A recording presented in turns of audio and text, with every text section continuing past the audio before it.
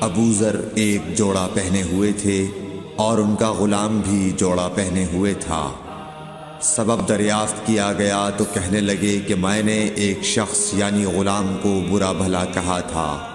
اور اس کی ماں کی غیرت دلائی یعنی گالی دی، تو رسول اللہ صلی اللہ علیہ وسلم نے یہ معلوم کر کے مجھ سے فرمایا، اے ابو ذر،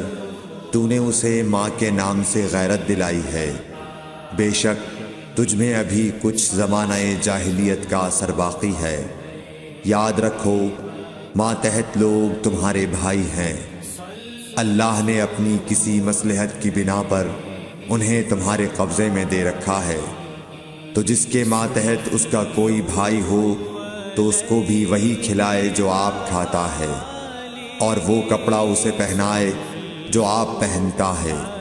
اور ان کو اتنے کام کی تکلیف نہ دو کہ ان کے لیے مشکل ہو جائے، اور اگر کوئی سخت کام ڈالو تو تم خود بھی ان کی مدد کرو۔ صحیح بخاری حدیث نمبر 31۔